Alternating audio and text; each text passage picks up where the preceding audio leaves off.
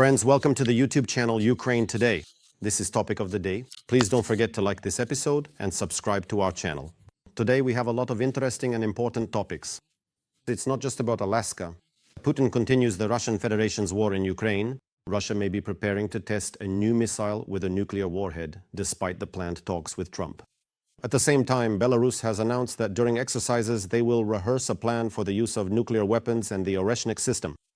Additionally, North Korea is planning to send additional troops to Russia in the near future. This was stated by Kirilo Budanov. According to the head of the main intelligence directorate, we are talking about 6,000 soldiers and up to 100 units of North Korean equipment. What else needs to be discussed? The Ukrainian army is under threat of encirclement in Pokrovsk, one of the last major cities in Donbass still under their control.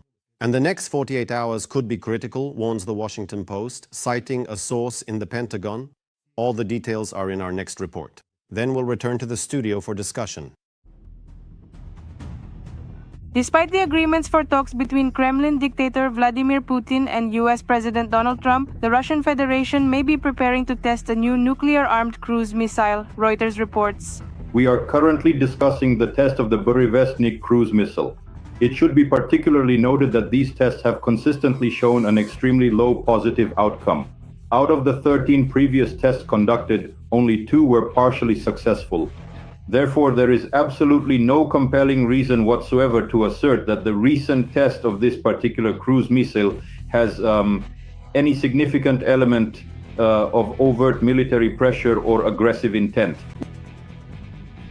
Another nuclear weapon, though this time an old and long-forgotten one, will once again be used in Russia's Zapad 2025 exercises. This was announced by Belarusian Defense Minister Viktor Krenin. Krenin added that nuclear weapons can inflict unacceptable damage on potential adversaries, and also mentioned that during the exercises, Belarus wants to work on planning the use of the Oreshnik complex. All previous information from the Russian and Belarusian sides about the redeployment of tactical nuclear weapons from the territory of the occupying country to the territory of the Republic of Belarus has not been confirmed. Therefore, this message is purely informational in nature. On the night of August 14th, Ukrainian drones launched a massive attack on Russia's Volgograd region. As a result of falling debris, there was a spill and fire involving petroleum products at the Volgograd oil refinery, according to local authorities. The Lukoil Volgograd refinery, one of the largest producers of petroleum products in the Southern Federal District, is located in Volgograd.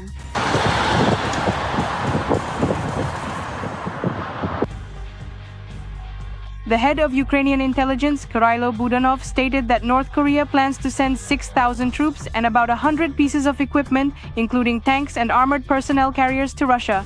This number of military personnel will be used to address local-level tasks, specifically to counter the Ukrainian defense forces directly on the territory of the Russian Federation in the Kursk region. This is the Sudzansky district. Therefore, apparently, this information is intended to demonstrate that the Russian Federation has military political allies. Moreover, it shows the possibility of expanding its military presence through North Korean troops on its own territory. Meanwhile, Britain has refused to send a 30,000-strong contingent of troops to Ukraine. And this decision is primarily driven by political motives. The point is that the United Kingdom is giving the United States the opportunity to exert military and political pressure on the Russian leadership in order to put an end to the active nature of hostilities on Ukrainian territory. Instead, London proposes to patrol our country's airspace with Typhoon and F-35 aircraft, provide training support to Ukrainian troops, assist in demining the Black Sea, and send specialists to help restore the Ukrainian armed forces.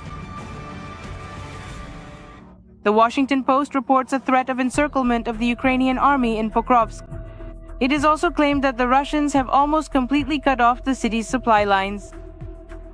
The General Staff of the Armed Forces of Ukraine has redeployed some of its most combat-ready units to the Pokrovsk direction. This refers to the 1st Corps of Azov, which has already contained tactical-level breakthroughs by Russian occupiers in the Pokrovsk direction. The Russian Federation has intensified its offensive in the Pokrovsk direction with the aim of threatening to create an operational encirclement. In this footage, Ukrainian defenders are stopping yet another assault launched by Russian occupiers in the Pokrovsk direction in Donetsk region. During the battle, the soldiers eliminated enemy personnel and struck the enemy's drone positions. The strikes against the invaders were carried out by fighters of the 59th Brigade, named after Yakov Handziuk. And next we will speak with Serhiy Bratchuk, spokesperson for the Ukrainian Volunteer Army. Serhiy, hello, I'm very glad to see you. Glory to Ukraine. Glory to Defense Forces. Likewise. Glory to the heroes. I'll start with some wonderful news that really lifts the spirits. Near Snake Island, a Russian Su-30 SM was most likely lost.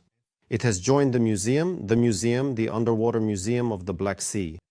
Do you think it's still too early to say? Could this crash become the first link in the systematic implementation of the carpet plan?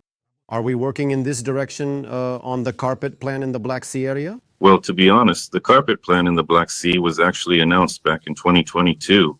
Now, yes, indeed, someone seems to have forgotten about it. I mean, the Russian occupiers. And periodically, as you can see, both the enemy's tactical and strategic aviation have started to appear in the Black Sea area. Let me remind you of what the Russians themselves declared. Whoever controls Serpent Island in the Black Sea essentially controls the entire waters and the sea itself. Well, that's exactly what's happening. Well, apparently some kind of chakras have opened up today in Zmeyebayevka, as we sometimes say. Indeed, contact with the crew has been lost. There are no signs that the crew has made any contact at all. We hope that this information will be 100% confirmed. I want to point out that this aircraft is a heavy, multifunctional fighter. It's practically from an entirely new class because, for example, it only entered service with the Russian army in 2012. By the way, this particular aircraft is a significant modification of the incredibly well-known and highly successful Su-30 fighter jet, which was specifically, it was officially called the MiG with a K, or more precisely, the Su-30 MKI. It was specially developed and extensively designed for the Indian Armed Forces, serving their unique operational requirements. Then this transformation happened, turning it into the Su-30 SM. This is a Generation 4++ aircraft. In other words, it's practically one of the best and newest developments of the Russian Federation. The cost is no less than $50 million. So we clearly understand that if the loss of this aircraft is confirmed, which I hope it will be, then of course this is proof that the carpet plan should be implemented not only in the Black Sea area, but across the entire territory of the Russian Federation. That's why this is truly excellent news, and I'm glad that we're starting our discussion of the current events, especially those on the front lines, with this topic. Well, let's hope this isn't the first, nor will it be the last, of these Su aircraft to be shot down. And the Underwater Museum of the Black Sea Fleet will only continue to grow. Alexander Kovalenko said that this is a new residential complex that has arrived for the inhabitants of the Black Sea. All right, but as for Snake Island, we probably surely as of today control it quite confidently, right? The other day we witnessed a raid by the head of the main intelligence directorate himself on Snake Island. How does this affect the enemy psychologically? There are those overindulged general-level rats there, who, by the way, have already started to be cleaned out and dismissed. And here we have the current head of the main intelligence directorate, who isn't afraid. He sails to a very dangerous place, presents awards to people, and surveys the situation. So how does this affect the enemy psychologically? Well, in fact, the Russians can clearly see, although this information is being cut off from them as much as possible, that Ukrainian generals are actually fighting. They're not like those Russian generals who only use their soldiers as cannon fodder. That's why it's obvious that this visit, which was very well presented in the media very widely, makes it clear to everyone that the situation is so under Ukraine's control. The security situation in the Black Sea waters, especially after Snake Island, and not just there, but generally in the northwestern part of the Black Sea, that the head of Ukrainian military intelligence, let me emphasize, intelligence can... Of course, all of this is done within the framework of secrecy and security. That's obvious. No one publicizes such trips during wartime. So in any case, we understand perfectly well that this is first and foremost an informational and military political blow, which Ukraine continues to deliver, including against the ranks of the Russian army, who really do understand. After all, they probably never see their generals, except maybe at parades, and now very often in the courtroom where these core corrupt officials are, who steal, steal, and steal. And by the way, Russian generals are corrupt officials. I think that after our victory in this war, somewhere in a secluded spot in some museum, there's a smuggling museum in Odessa, by the way, we should put up a monument to Russian military corruption. It's actually working very well in favor of our victory. So thank you. Let them keep it up. As the Russians themselves say, keep working. I can't bring myself to say the word brothers. Keep working. So the visit? Yes, the visit was good. And it wasn't just a visit. He came, got some awards. It was a working trip. He studied the situation on the ground. We understand perfectly well that certain of our units are stationed in specific parts of the Black Sea, monitoring the situation. Because unfortunately, the Black Sea fleet is still there. The fleet is in the Black Sea. Nevertheless, we need to keep things under control. We need to push them farther away, even out of Novorossiysk. Every voice matters. Join our community, support independent journalism and help us bring you the truth from Ukraine. Become a member of Ukraine Today. Join us now. There are many monuments to Russian corruption that could be erected, not just military ones, because the corrupt nature of the Russian Customs Service became a fundamental part of Operation Web, as recently revealed by the head of the SBU, Maliuk. So we can only applaud their embezzlement and bribery. Let them keep it up, and we'll use it to our advantage. Amid the Alaska situation, there is now a real flood of theories being thrown around. Political analysts are doing their best, but in my opinion, a very dangerous narrative is being pushed. That a ceasefire is just around the corner, everything on the front will freeze, and the Russians are very active in spreading these information operations. Let's figure out how dangerous these are for Ukraine. And regarding the real situation at the front, do you see any technical possibility for a ceasefire in the near future? Well, actually, just a bit more on the topic of airplanes. You mentioned Alaska. There's also another special aircraft there, which is transporting the body of the citizen who calls himself the president of the so-called Russian Federation. So perhaps we should all pray today that not only the Su-30SM disappears, but that plane as well. God should hear us and do his best. That's irony. There's a grain of truth in every irony. And returning to your absolutely valid question, today indeed, the Russians are very sensitive and aware of the emotional state of Ukrainian society. After all, these talks about a ceasefire, about someone pressing a button tomorrow and the war stopping, just look at how this affects people's moods. First of all, we can clearly see and understand that people are understandably emotionally exhausted, and everyone wants victory, everyone wants peace.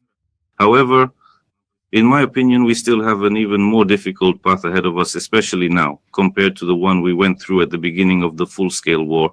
Because firstly, the enemy has become more diverse and cunning. The enemy also understands perfectly well that we cannot be bought with certain provocations, but they can try to play on our fatigue, on the fact that many people have lost their loved ones, and many have ended up in territories that for them are dear because they are Ukrainian. However, this is not the left bank, this is not Donetsk region or Zaporizhia. That's why the enemy is really trying to lull our society today. Any moment now, it will all be over. In any case, we cannot afford to relax. Today for us, the main thing is not Alaska. For us, the main thing today is the front. Helping the front is at this point something that is obvious. I absolutely agree that the technical aspect is important. That is, explaining to people how this might happen and whether it will happen at all. Today, we're not going to be coming up with our own conspiracy theories or alternative versions. What will happen after Alaska? What could people be talking about? Yes, they could be talking about the Gulf, right? Exactly. Or about dogs. Who's to say that's not true? No one, because no one knows anything yet. So about the technical side of things, let's just recall one example. Let's remember the so-called Easter truce that was declared. And Ukraine, which strictly adhered to all the positions and agreements. So what did we end up with? In the end, we got that Russia, well, first of all, as always, traditionally violated this truce. Russia used it for its own purposes. For us, it resulted in the loss of our territories. For us, it meant the loss of our people, which is the most important thing. That's why everyone understands perfectly well that by the time a certain order, say the announcement of this or that decision, reaches the last trench, we are well aware. And the question is, will this order be given in a timely manner? Will this order be given exactly as it is supposed to be?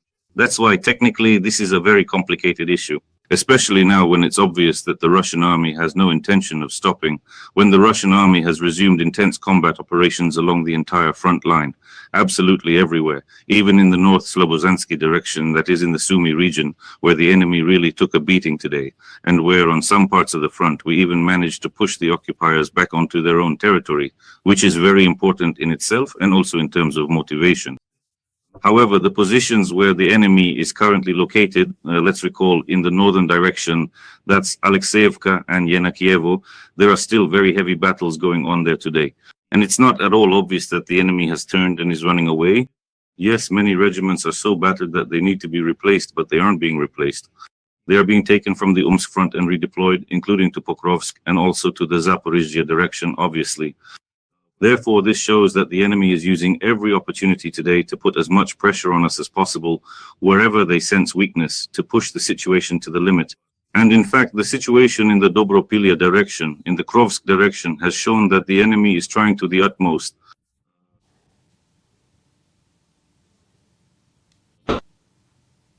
to throw in their last reserves to achieve their goals. Absolutely right. In the Pokrovsk direction, are the next 48 hours really going to be critical, as the Washington Post reports? And will it be possible to avoid the enemy's occupation of Pokrovsk? Fortunately, those 48 hours, as far as I understand, as far as I remember that Washington Post article, are already at least halfway over. As of today, we can clearly say that fighting in this direction is ongoing. Today, we managed to contain the actions taken by the Russians. I wouldn't want to use the word breakthrough because, well, that's not quite an accurate description of what happened. But nevertheless, what did happen is that the enemy's offensive, the intensity of their advance, increased in this direction. Obviously, they managed to cover those kilometers. And we should clearly understand that this didn't happen in a single day. Therefore, as of today, thanks to the efforts of the 1st Corps of the Azov National Guard, the situation has been contained there, and other adjacent units are also operating, including the 93rd Separate Mechanized Brigade. There are prisoners. A large number of occupiers have been eliminated, and many have been wounded. Obviously, let's put it this way. The continuation of this success, the fact that the enemy was stopped there, is a success. It's also a good reminder for us that we not only need to learn the lessons of this situation by heart, but also take every measure to ensure that it never happens again. Because today, obviously, we will have to retake some positions that were still under the control of the Ukrainian Defense Forces just yesterday. In other words, today we will have to counterattack to reclaim positions that were ours just yesterday, which, to be honest, is not a pleasant situation in itself. However, I want to emphasize once again that the Russians are demonstrating in this way that they do not want to and supposedly will not end the war today. Moreover, we understand that the Russian command had its own plans for this bridgehead. And so when I say that they want to redeploy and quite possibly are already trying to redeploy some units from Umshchina, it is clear that this is precisely in order to try to prolong their combat operations, to establish a foothold there, disrupt our logistics, and accordingly continue their actions further. It is clear that in the near future we will witness how the situation develops. It is quite possible that these reserves or additional troops may be concentrated by the enemy, for example, in the Avdiivka area. And in fact, from the Avdiivka area, they could then operate towards Dobropilya, towards Pokrovsk, which the enemy is fiercely attacking today. Everyone understands perfectly well that Pokrovsk is, of course, an important point for us, a point of our defense. After all, beyond that, certain opportunities open up for the enemy to advance further into the territory of Donetsk region. Donetsk region today is clearly a priority for the Russians in their attempt to occupy the part of Donetsk region that is under the control of the defense forces of Ukraine. All we can do is believe in the armed forces of Ukraine, in you, Serhiy, and pray that their plans do not come true. Look, but it's not only on the front line that the Russians are now actively, yes, demonstrating their supposed readiness for a ceasefire, which they themselves have declared. In the information space, they are also raising the stakes and doing so quite significantly. Once again, they've brought up nuclear weapons. And it's not just Putin waving it around. His minion Lukashenko is waving it too. According to Reuters, the Russian Federation may be preparing to test a new cruise missile with a nuclear warhead. This is happening behind Trump's back and Alaska's as well, yes, which everyone is waiting for. And the Belarusians are threatening with nuclear weapons in general and with Oreshnik in particular. Why is this topic coming up again, in your opinion? Could it be that the reason here is geopolitical, to put pressure on Trump and the Europeans? And the second reason, as a rule, over these 3.5 years of war, we've repeatedly noted that whenever the Russian Federation faces any problems that hinder their ability to wage war, they start bringing up nuclear weapons as a sort of last-ditch doomsday argument, so to speak. Well, actually, it's not just about nuclear weapons. The second point is Lukashenko, the Belarusian factor. And once again, the situation is being hyped up in the media regarding the command and staff exercises Zapad 2025, which in fact are already underway, because the first so-called planning conferences began back in April of this year, and in September the active phase will begin. As for the Burevestnik, I suppose it can be described with this phrase, new land with old myths. Novaya Zemlya is the testing ground where, in fact, they will once again, for the 14th time, if I'm not mistaken, try to launch this Burevestnik, use it, and try to prove something to someone. Indeed, the Russians start waving their nuclear club when things are going really badly for them. Then there's Lukashenko, as I mentioned. Well, the third argument is, for example, Medvedev, who likes to talk about seizing Alaska and Finland in one go. That's already the final stage when things are so bad with the first 2 points that they haven't even gotten to the third yet. So actually, there has been a lot of talk about nuclear weapons in Belarus, but there is no confirmation. Here I agree with my colleague Dmitry Snegiryov, who appeared in the segment at the beginning of our broadcast. And Oreshnik, well, actually the topic of Oreshnik, but it seems like the Russians are making a fuss about this Oreshnik more for their own audience, which you can often see, hear, and most importantly, read in the comments. Whenever our combat drones hit another oil refinery, they start recalling that they have Oreshnik and that they should show it to all of us Ukrainians. Well, actually now probably Burevestnik will also start appearing in the comments from Russians. In fact, we understand perfectly well that the Russian military-industrial complex, as the successor to the Soviet military-industrial complex, is now under severe sanctions pressure. Yes, I can say that if there had been similar sanctions since 2014, the war of 2022 probably wouldn't have happened, quite likely. But it has already happened. In any case, the sanctions are working. Slowly, but they are working. Again, if it weren't for China, it's obvious that Russia would have major problems with both Oreshnik and Burevestnik. In fact, the same kind of problems that we have today. That's why the information support for these Zapad 2025 exercises and the topics of Burevestnik and Oreshnik from the Russian Federation will always be very extensive. Well, let's judge them by their actions. And their actions are far from impressive. 13 launches, and they barely managed to scrape together 2, as they say. As for Oreshnik, that's a whole separate topic. Where, what, how? Well, there was something, but nothing more. If they could have used it, they would have already. That's always how I assess what's happening. In any case, of course, we need to respond. I'll say, as usual, that when it comes to air raid alerts, if we're talking about civilians, we need to react. Well, obviously, our intelligence is working and the relevant agencies are operating, providing the necessary information to the country's leadership and military command. And in fact, you can see there is a response. Every day something is burning in Russia. And it's not just abandoned warehouses and farms, like the Russians hit with missiles here. Both in the south of our country and in any other region of Ukraine, those factories are burning that are very important for Russia, particularly for its oil refining industry. For example, they struck Volgograd, knocking out a primary oil processing unit there. You end up becoming a specialist in these matters, whether you want to or not. Well, now the problems with gasoline are immediately being felt, for example, in temporarily occupied Crimea. 95 octane is disappearing. So in this regard, our work here is higher, more effective, and of better quality. But it's not just in Crimea that there are fuel problems. Fuel prices are rising across the entire territory of the Russian Federation. Yes, of course, I wish it would increase several times over. But the first step is always the hardest, and a shortage is already being observed, because right now it's the high vacation season, harvest season, and so on. And a lot is also going to the war. That's why strikes on oil refineries are, of course, very painful for Russia, both economically and, first and foremost, militarily as well. And the problem that, in my opinion, is not getting enough attention from the international community, primarily from Asian countries, is that thanks to Putin, the world's third army is now being created, one that today has real experience in waging war under modern conditions. This is, of course, the Russian Federation and Ukraine today, yes, but also North Korea. Because this information about 6,000 military personnel being sent to the Russian Federation's army, along with hundreds of pieces of equipment, is not really about these 6,000 actually strengthening the occupier's army. We understand perfectly well that what's really happening is advanced training courses for North Korean military personnel. And as for what Kim will later use this army for, we can only guess. In your opinion, how big of a problem is Putin creating right now on this geopolitical map, so to speak? Well, actually, I think it's time for China to start thinking about this. I understand numbers. China is currently... And maybe China is even patronizing this, Sergei. Perhaps later these thousands will train thousands more and they'll go from China to Taiwan. Why not? It's clear that both Russia and North Korea are proxy states for China, China's vassals. It's all obvious and clear that all of this is happening with the blessing of official Beijing. And what's quite likely is that the Taiwan issue is part of this as well.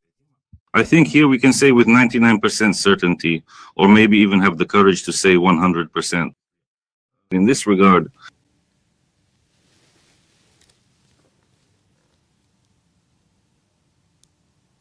A brief pause. commitment to peace there from North Korea. However, North Korea has gone so far as to want to write into its constitution that there can be no peace, no negotiations with South Korea at all. South Korea should be thinking more about how to help Ukraine so that more of Kim's army gets knocked out here. But that's a topic for another conversation. So yes, it has been announced that there are 6,000 fighters who will arrive and be engaged in fortification work. The question is where? On the territory of the Russian Federation or in the temporarily occupied territories of Ukraine? Here the question is again, how accurate is this information? Are these really engineering units that will be arriving in Ukraine? Kim's army and Kim himself, they actually saved the Russian Federation during this war and continue to do so. First and foremost, we're talking about artillery shells. After all, more than half of the shells come from North Korea. If we talk about the Kursk operation, the factor that played a role, indeed, despite the North Korean soldiers' lack of training in modern combat conditions, still had a certain impact on the movements of Russian troops in the territory of the Kursk region of the Russian Federation. So this cooperation, well, it certainly doesn't scare Ukraine. Of course, we take it seriously. These are additional Russian resources, and these are additional problems for us. This is something that should also concern the countries of Asia. Again, I recalled South Korea here, and not only South Korea. So once again, coming back to the Taiwan issue, I'd like to ask a rhetorical question. What about the chips produced by companies in Taiwan that end up, for example, in Russian missiles? This is also, yes, quite an interesting topic, one that could be examined separately and in detail. So the fact that this benefits Kim is undeniable. Indeed, today he continues to build his own empire with an army that is capable of and able to fight under modern conditions, and quite possibly could be used, among other things, in the theater of military operations located in the Pacific region. So everything is very serious. As they say, this is no laughing matter, but we have to do our job, because for us these are additional challenges and risks. This is no laughing matter for us, Sergei. And the world is sorely lacking truly great leaders like Churchill's, Thatcher's, and so on, because now instead we're hearing about quick and easy great deals. Now this is indeed the era of quick deals. The world needs Churchills, but instead Chebergs are being born. With Nobel Prizes. Yes. Unfortunately, yes. Thank you, Sergei. As always, it was a pleasure to see you. Likewise. Thank you. Thank you so much. Not only for finding the time for this conversation, but first and foremost for defending Ukraine with arms in hand. Thank you. All the best. Wishing us peaceful skies and a swift peace. Serhiy Brachuk, spokesperson for the Ukrainian Volunteer Army, was our guest today. Until next time. See you later then. Have a good one. Take care.